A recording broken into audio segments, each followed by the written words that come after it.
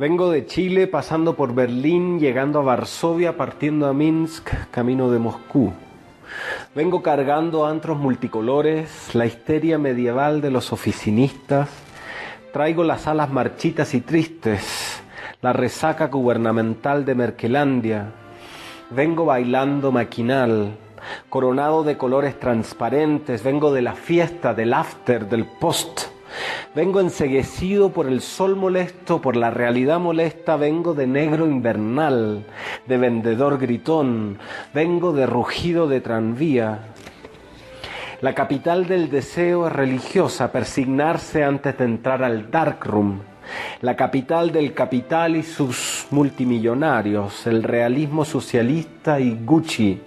Capital de Lenin, Dostoyevsky, Stalin, Pushkin, capital de Cirilo y Metodio. Capital imperial de la expansión, de la anexión. Ya es hora de subir al transiberiano que espera habitado como casa ocupada.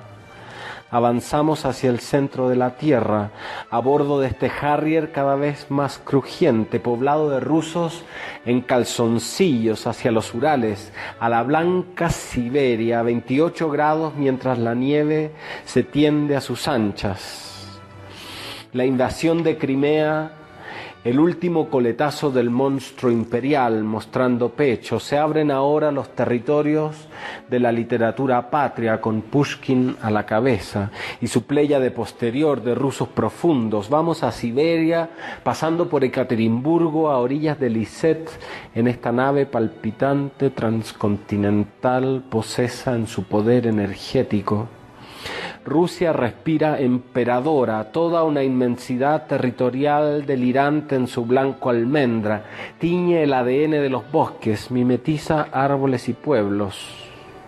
Todo sigue igual, como si el realismo fuese el libreto para ser en largos abrigos, ser en la decadencia orgullosa, ser en el poder que se detuvo, ser en lo que ya no se es, ser en obediencia a cambio de ilusión, ser Rus de Kiev y no recordar, ser poder de príncipes y zares y épicas, ser del partido que ya no está, ser en toda la glotonería, la brutalidad, la compasión del territorio habitado más frío del planeta, ser un mundo perfecto.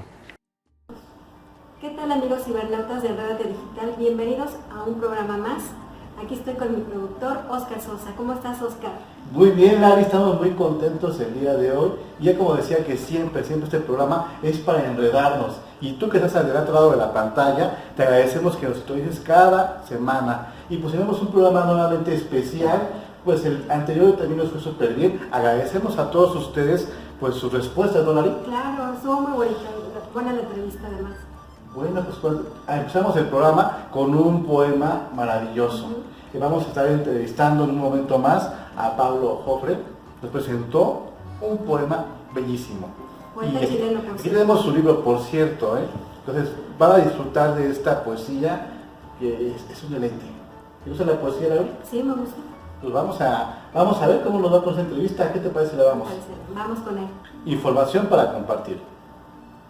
Amigos de Radio Digital, para mí es un gran placer y es un honor tener una personalidad que viene desde Madrid a presentarnos un libro y más que nada a compartirnos sus experiencias mediante la poesía. Con ustedes, Pablo Jofre, que es un chileno y viene aquí a México a presentarnos este grandioso libro. Que nos cuente acerca de ello. Bienvenido. Muchas gracias por la entrevista, por la invitación. ¿Qué nos puede decir? ¿Qué haces en México? ¿Qué hago en México? Pues me han invitado del Festival Enclave, que este año tiene su 10ª edición, un festival de poesía expandida, es decir, de proyectos de poesía que tengan una extensión visual o sonora.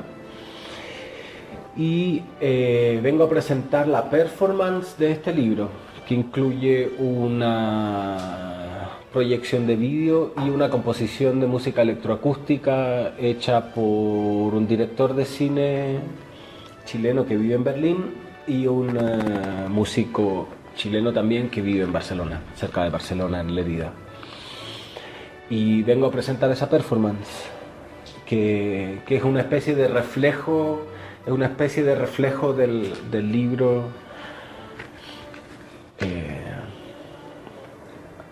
una lectura audiovisual, si se pudiera resumir, es una especie de lectura audiovisual. El utilizar esos recursos tecnológicos que ahora tenemos, diferentes a los que se utilizaban en los años 70, el combinar, por así decirlo, las letras con las imágenes, ¿qué te hacen sentir a ti? Bueno, en mi caso ha sido un poco una necesidad, porque yo estuve viviendo y estoy a medias todavía viviendo en Berlín, por lo tanto mi contexto lingüístico es germanohablante. Entonces mi público lector más cercano son alemanes que hablan español, o latinoamericanos o españoles que viven en Berlín, y muchas veces que hago lecturas necesitan de lo visual o de lo sonoro para acceder más intensamente con los contenidos. Entonces yo, por ejemplo, en Berlín tengo dos proyectos de música. Uno es con un guitarrista de música electrónica, y otro es con este compositor de música electroacústica. Y leo en alemán, en inglés, con proyecciones de las traducciones. Es decir, todo este material audiovisual es una necesidad. Es decir, no puedo sentarme a leer un poema porque voy a acceder a mucho menos público. Entonces finalmente se ha vuelto una necesidad. Tus recursos que ocupas actualmente para hacer tus letras, ¿surgió de que tú lo piensas, esto voy a hacer así? ¿Te sugirieron? ¿Cómo fue esa transformación de las letras, llevarlo a lo que estamos viendo actualmente en la área tecnológica? ¿Te refieres al proceso de escritura o al traspasarlo a hacer la transición? El proceso es igual de creativo o más complejo que el proceso de escritura, ¿no? La escritura del libro son unos cantos, una serie de cantos que tienen una estructura específica, que tienen un ritmo específico, que tienen unas influencias,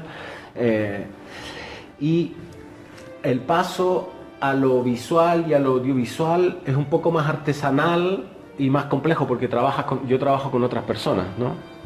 Con Ginés Olivares, por ejemplo, que hizo un video experimental que también incluye palabras, ¿no? El poemario tiene distintas secciones y cada sección tiene un tema específico, y cada tema específico que aparece en esa parte del poema va escrito en mayúsculas, y esa palabra que va escrito en mayúsculas va también en el video. Entonces hay un trabajo mucho más artesanal de ir probando, ¿no? De ir probando. Mira, yo he ido leyendo el poema, y a partir de eso voy mezclando algunas imágenes que tengo yo, más las imágenes que saqué yo durante el viaje, y me las va mostrando, y a partir de ahí vamos trabajando, y yo le digo, no, que poner este tipo de imágenes o este efecto que genera nos sintoniza con los contenidos del poema, ¿no? Y ahí lo vamos modificando. Y un poco lo mismo ha sido con el sonido. El sonido se refiere a los contenidos, a los temas que están incluidos en el poema, y a lo que el compositor le inspira. Y trabajamos por separado. Es decir, por un lado lo visual y por otro lado y luego finalmente lo unimos todo en un video que tiene sonido, que se proyecta frente a mí y a partir del cual yo voy leyendo. ¿Por qué dedicarte a la poesía? ¿Por qué dedicarme a la poesía?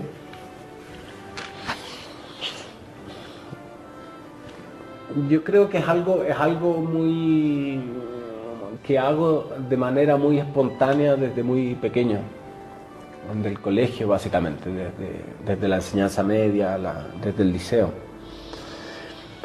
Yo creo que han habido distintas etapas, de los distintos porqués según distintas etapas de vida. Como adolescente era para mí súper importante tener un espacio de expresión, y para mí la escritura poética, creativa y experimental era un espacio fascinante. O sea, yo me sentía siempre muy cómodo escribiendo poemas, escribiendo cartas. De hecho lo publicaban en la revista del colegio, y de ahí viene toda la fase de ser profesional, de producir, de trabajar, de sobrevivir, y ahí uno empieza a escribir de otra manera, ¿no? Y se vuelve una necesidad de escapar, pero también de reflexionar de manera profunda, todo ese proceso de entrar en el sistema social. Y luego que ya ha pasado toda esa fase, pues empieza algo más lúdico. Yo empiezo a hacer proyectos que tienen que ver con mi vida. Por ejemplo, este libro es un viaje que hice desde Berlín a Kuala Lumpur en tren, pasando por Rusia, Vietnam, Camboya, Tailandia y Malasia, y luego a Manila. Entonces, claro, yo quería hacer ese viaje, pero al mismo tiempo quería escribir. Entonces, claro, identifiqué ciertos temas que me interesaban, los derechos humanos en China, por ejemplo, que había conocido a un poeta chino en Berlín, que había entrevistado también, y me había contado de estuvo preso durante 2 años, y me contó en primera mano de las torturas que hacía. Entonces, claro, me interesaba eso. O la parte de Rusia, me llamó mucho la atención este anhelo de volver a ser imperio, ¿no? de algo perdido. Entonces, claro, lo lúdico quería hacer el viaje y al mismo tiempo voy escribiendo. Yo creo que porque escribo va cambiando según mi tu planeación, tú hiciste la planeación de hacer este viaje, sí, traspasar todo eso, sí, pero una cosa es la planeación, y otra cosa ya es vivirlo. Sí. Durante tus vivencias en cada uno de esos países, ¿qué puedes reflejar en este libro? Yo creo que hay 2 cosas. El libro tiene imágenes también. Hay unas imágenes que son fotos que yo saqué con el celular. Y al principio empecé a sacar muchas fotos. Y luego esta necesidad de sacar las fotos, de fijar algo en una imagen, se fue perdiendo. Y es bastante interesante lo que pasó, porque finalmente la experiencia de estar ahí y la falta de necesidad de expresarlo con una imagen se fue diluyendo. Por eso que el libro tiene, la mayoría de las fotos del libro son de la primera parte del viaje. Claro, yo tenía planificado el viaje, pero no los temas. Es decir, planifiqué las fechas, quedarme en Mongolia, por ejemplo, durante 2 semanas en estas carpas que tienen los mongoles nómadas. Esto, si no lo hubiera planificado, no hubiera funcionado, digamos. Había que planificarlo así. Como vivía en Alemania, entonces también uno se va contagiando. No es como que un contraste, ¿no? Porque como que vas a Mongolia, como que retrocedemos en la historia, ¿no? A ver un pueblo nómada, ¿no? Y vamos, por ejemplo, en Alemania, pues estamos en la modernidad. Lo clásico se une con lo moderno. Y luego un retroceso, ¿no? ¿Cómo cambia tu visión de poeta de un lugar hacia otro?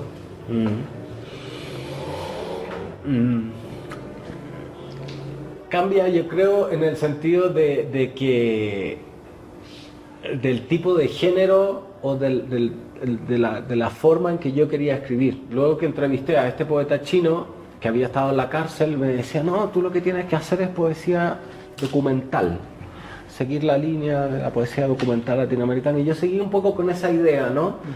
Seguir un poco con esa idea. Estás acostumbrado, ¿no? Un poco de eso, ¿no? Sí. Bueno, sí o no. Yo también tengo cosas súper contemplativas y poco narrativas, pero en este caso yo creo que lo que había que hacer era algo documental. Entonces porque había que reflejar el contraste que yo mismo estaba experimentando, ¿no? Venía de la fiesta, del after, de qué sé yo, y llegar a la Mongolia nómada, que realmente era así, es decir, ellos todavía funcionan con un sistema de moverse de un sitio a otro, tienen un sistema bastante planificado, y me quedé con ellos 2 semanas, pero yo creo que lo que cambia es en lo documental, en el subgénero poético. ¿Y los seres humanos qué tanto te aportan para crear cada uno de tus letras? Pues son fundamentales. Yo tengo Yo estudié, yo lo que quería era estudiar antropología, ¿no? Pero finalmente estudié antropología luego de estudiar otra cosa, por un poco una curiosidad por la profundidad, por qué haces esto y no esto otro, ¿no? Hay una curiosidad muy activa que es lo que ha provocado finalmente el libro. Si no, no me hubiera quedado ahí, si no me queda ahí en el centro histórico ¿no? Y voy a las cosas que me dicen que tengo que ir, pero yo creo que lo humano, lo ritual de lo humano es una fuente interminable de sabiduría, de conocimiento, de imagen también, de sonido, de lo lúdico. De hecho, justamente el festival Enclave, donde estoy invitado, el tema es ritual y poesía. Vamos a hablar contra los ritos, ¿no? Vemos que hicimos una cultura latinoamericana, tenemos una cultura bastante joven, y te vas tú al viejo continente, luego te vas a Oriente, que son culturas milenarias, con grandes ritos, con grandes costumbres. ¿Cómo cambia tu perspectiva a partir de conocer, y no solamente los lugares, sino conocer a las personas? Bueno, cambia todo un poco, digamos que uno se descubre a sí mismo occidental, ¿no? Esta occidentalidad en la que estamos inmersos, te das cuenta que es la mitad del cuento, es decir, que hay una otra cosa completamente distinta, especialmente en Asia y en el mundo, en el sudeste asiático y en China. La organización familiar, la organización cultural, desde la forma en que tienen de comer y la forma que tienen de organizarse, uno se reencuentra un poco culturalmente. Yo creo que esto ha sido lo más fuerte que me ha pasado a mí, de saber por qué como no tan cerca de la comida, por ejemplo, ¿no? O el ruido que hacen los palillos para comer los tallarines, o que levantar los tallarines significa longevidad, ¿no? Entonces uno lo mira todo como con una distancia, y cuando está ahí en ese momento, pues cobra sentido. Es lo que te iba a decir, por ejemplo, también adaptarte a las costumbres, a las formas de los ritos de las personas en cada país, en cada lugar que estés, es diferente. Por ejemplo, si vas a Tailandia, no puedes, por ejemplo, aquí jugamos algo aquí en México, ¿no? Entre los chavos, todo el mundo que se toca en la cabeza y hay un golpecito. Hay países en los que no puedes hacer eso porque se considera un insulto, porque es algo sagrado, porque es un contacto con lo que es el universo celestial, vamos a decirlo así. Entonces, tú encontrarte con ese tipo de costumbres, adaptarte y que sean parte de ti, ¿te resultó fácil? ¿Fue un reto? ¿Qué hiciste para poderte unificar a ese tipo de costumbres locales? Bueno, yo lo que hice fue básicamente ir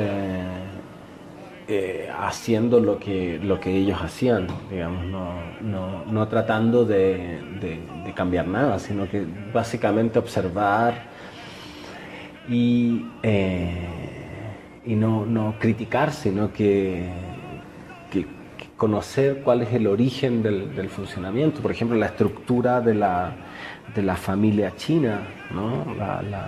La importancia de las tradiciones, lo importante que es estar en el Año Nuevo chino ahí, y que da lo mismo que se caiga todo, pero tengo que estar ahí, ¿no? El respeto por los padres, o esta relación con los hijos. Es muy fuerte, es muy fuerte. Y luego da la sensación de que uno ya decide dónde quedarse, ¿no? A mí me provocaba esto de decidir, bueno, yo estoy aquí ahora y quiero quedarme aquí, pero de manera elegida, luego de haber visto todo, ¿no? Bueno, no todo, pero bueno, lo que pude ver. ¿Hubo retos, dificultades en el viaje? Sí, muchas dificultades. Por ejemplo, la extrema, el calor húmedo extremo en ciertas partes de Malasia fue agotador. Es decir, físicamente fue muy difícil. Luego también que te transformen en una especie de cliché de lo occidental, ¿no? ¿Y por qué tú no estás comiendo en McDonald's, ¿no? O que un poco nosotros lo hacemos con los gringos, ¿no? Que jajaja, bueno, a mí me pasaba lo mismo, pero al otro lado. Y esperaban que yo reaccionara, o sea, tenía muchos prejuicios para las cosas que esperaban de mí, y eso fue también una decepción, porque costó que mostrar que había algo más que simplemente este occidental. Para ganarte la confianza de las personas, como si es un estereotipo. Es un estereotipo, tu color de piel, tu forma de pensar, la estructura de cómo caminas, tu forma de cómo caminar, ellos lo tienen que adoptar porque es diferente a ellos. ¿Cómo era la reacción de ellos hacia ti? Ya cuando te conocían a la persona, el poeta, que quiere hacer algo importante para cada lugar que conociste. Bueno, yo con las familias que estuve y con las que pude compartir, todos habían tenido ya experiencias o que habían vivido en Australia, por ejemplo, que está bastante cerca. Pero yo tengo la sensación que comprendían todo lo que comprendían cómo funcionaba, digamos, la cultura occidental, porque además tenía mucha información, estamos en un mundo globalizado, pero que de alguna manera también había una distancia, es decir, ellos están más conscientes del estado cultural del planeta, por decirlo así de manera muy grandilocuente, que nosotros hacia allá. Es decir, ellos en Asia especialmente saben lo que está pasando acá y tienen consciente que lo occidental es una pequeña parte y que ellos son una gran parte, ¿no? Y que finalmente, claro, somos una minoría, entre comillas, una minoría. Siendo parte de esta minoría de este lado del occidente, haber pasado por las regiones de Europa, vamos a hablar un poquito de eso. ¿Cómo es el mundo que puedes tú visualizar de esa pequeña parte? Europa es muy pequeño, pero el recorrido que te hizo llegar hacia Rusia, ¿qué es lo que puedes comentarnos al respecto? Justamente la idea del viaje era no tomar aviones primero, sino que ir por tierra e ir lentamente viendo el cambio, ¿no? Como ir viendo qué iba pasando al ir hacia el este, al ir hacia el noreste y luego ir hacia lo asiático lentamente.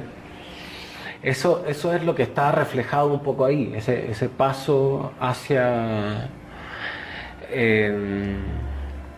y yo creo que es muy difícil de describir el proceso, pero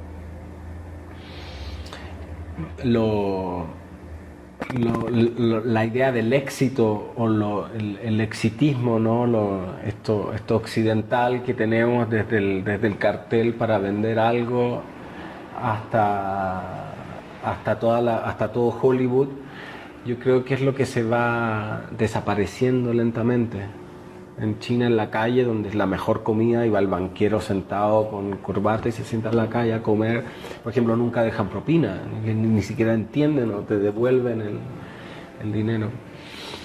Yo creo, para mi sensación es que se desaparece una narración, una extra narración de lo exitista que tenemos acá y que es necesario. Quizás tiene que ver también con el cristianismo, de tener un libro, de tener una narración, de tener una mitología que explique una cierta cosa, y un poco esto fue lo que vi que fue desapareciendo lentamente. Al llegar a Mongolia ya casi no existía, y de ahí ya no. Ya se esfumó. Se esfumó, sí. Decirlo así.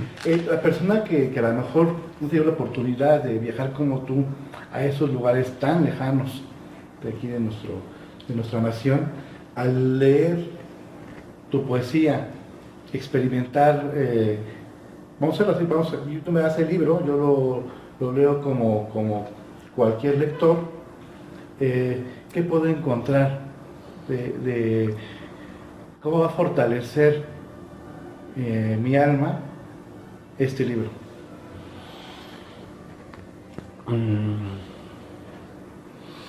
Bueno, hay una introspección, es decir, hay un ejercicio documental, como te decía antes, pero también hay una introspección, es decir, el hablante dialogando, o sea, el hablante dialogando con sí mismo de qué es esto, ¿no? Y yo creo que en ese diálogo que hay, ¿qué es esto? ¿Por qué está haciendo esto? ¿Qué tiene que ver ¿Por qué el budismo viene después de la post-perestroika? Ese diálogo que hay ahí genera un proceso de comunicación.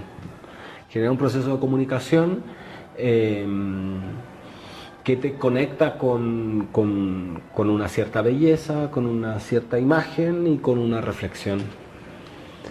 Y además hay un tema político, porque cada sección tiene un tema específico, que a mí me costó mucho darme cuenta, digamos, que esto lo hice después. O sea, escribí, yo tomé nota en el viaje, y después fue el proceso de escritura final, digamos, no fue en ese momento. Yo fui tomando nota y los temas también vinieron después.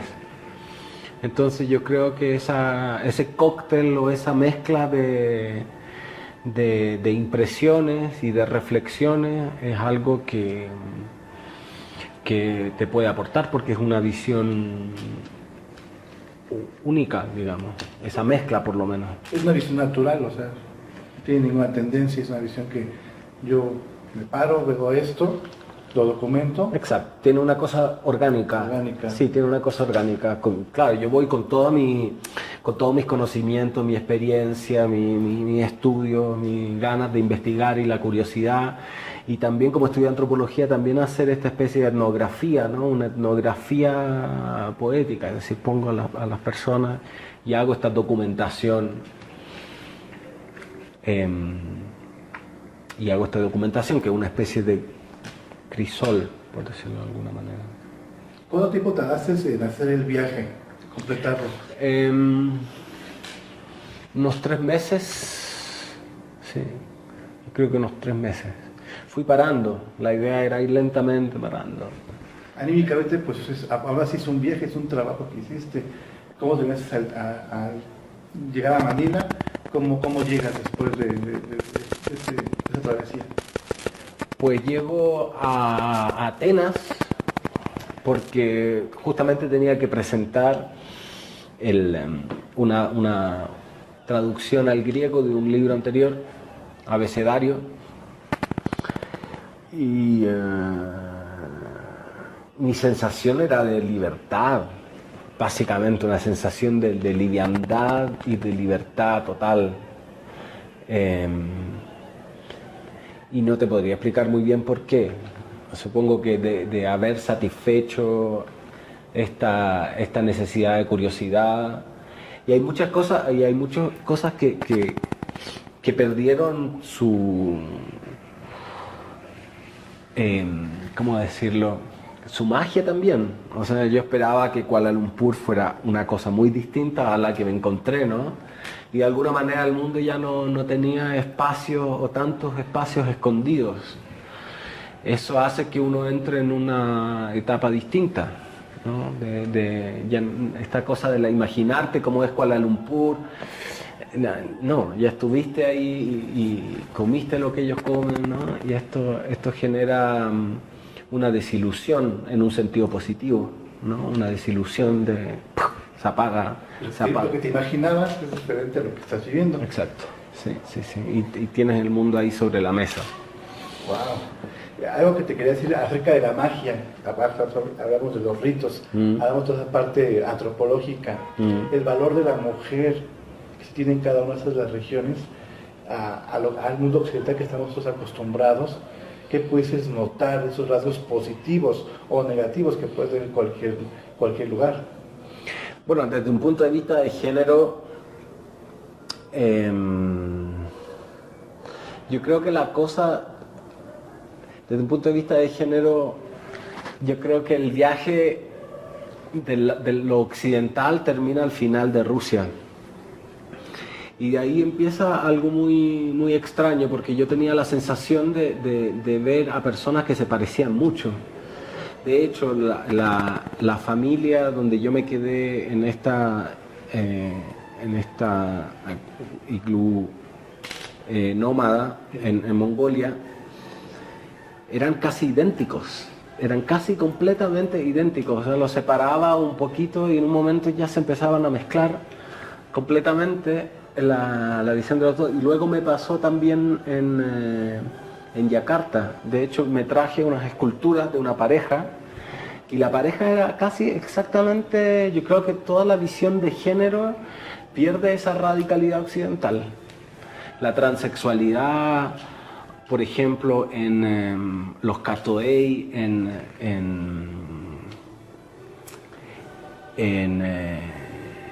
Indonesia, es decir, había una especie de transgresión del género sin la culpa, ¿no? Esto de los chicos con los labios pintados o vestidos de chica, sin nada de culpa, sin miedo tampoco, e integrados en la sociedad, ¿no? Integrados en la sociedad. Luego decían los alemanes cuando volvía, pero bueno, no están en espacios políticos de poder, ¿no? No son ministros, qué sé yo, pero están de alguna manera completamente integrados en la sociedad. Son parte de una sociedad, son estructuras, sin ellos no estaría completa. Sí, esto fue muy impresionante. Wow, aparte vamos a pasar del libro, otras publicaciones que tengas, que hayas escrito para que nuestra audiencia pueda buscarlas, pueda encontrarlas. Con todo gusto puedes mostrarlas para que puedan leer, aparte de este libro tan maravilloso, podemos Sí, bueno, este es el último libro y el primero es Abecedario, que tiene un montón de años, que es este. Abecedario, que es una especie de... Son proyectos completamente distintos.